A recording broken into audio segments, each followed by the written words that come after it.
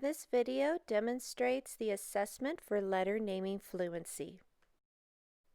For remote testing, a teacher will need two devices. They will need their teacher iPad so they can score the student using the teacher website, and they will need their laptop to connect with the student via Zoom and to share their screen and to show the students the student pages. We're going to practice letter name fluency for MOY. So first, we're going to go ahead and select our assessment. Then we need to make sure that we read all the reminders. This is to ensure that the assessments are given with fidelity. First, stop assessment when the 1-minute timer is up. Say the letter name, point to the next, and say keep going if the student hesitates for 3 seconds. You're going to score the missed letter as incorrect. This prompt you can give as many times as you need to the student. Note the timer at the top of the screen.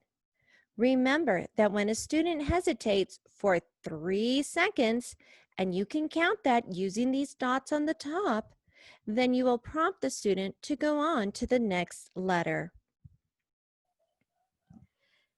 Next, say remember to tell me the letter name, not its sound, if the student provides the letter sound instead of its name. This prompt you can only do once for a student. And discontinue assessment if the student does not name any correct letters in the first line. Now let's go to the student directions. The teacher will ensure that they are sharing their screen so that the student can view the student pages while the teacher is reading the student directions. You will read the script to the students. Here are some letters. Tell me the names of as many letters as you can. When I say begin, start here and go across the page. Point to each letter and tell me the name of that letter. If you come to a letter you do not know, I'll tell it to you. Put your finger on the first letter. Now we will go to the assessment. When we are ready to begin the assessment, we will click on Start Assessment.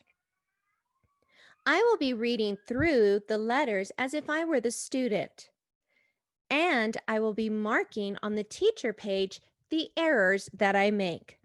Let's go ahead and begin. E, H, C, V, T, P, D, L, K, V, S, G, M, G, X, I, F, I, B, Z, U, A, H, Y, O, K, R, J, Z, B, D, N, F, Q, R, S, O, P, no, I mean Q, T, Q, C, X, J, A, M, E, U, Z, N, Y, E, F, V, N, D.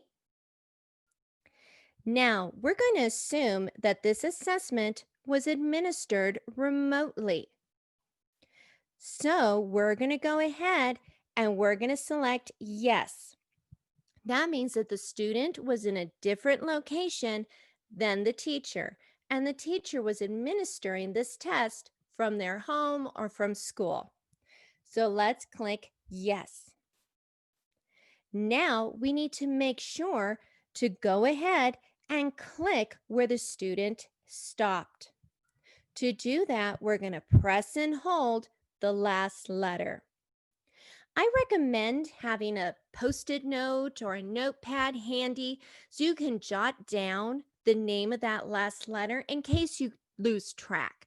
So that way, after you do that remote screen, you can go back to this screen and click that last letter. Now, before we move on, let's review the errors. When a student makes an error on a letter, as we can see, this student is having some issues with reversals of letters. Then I'm going to click it one time to turn it red.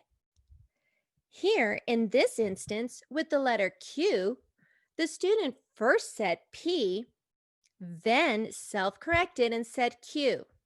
So I tap it one time for the error and then another time to self-correct. So to summarize, to self-correct, you basically click 2 times.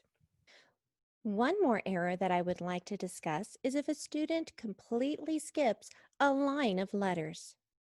If a student is reading along, let's say they read along the first line just fine, but then instead of going to the second line, they skip and they go to the third.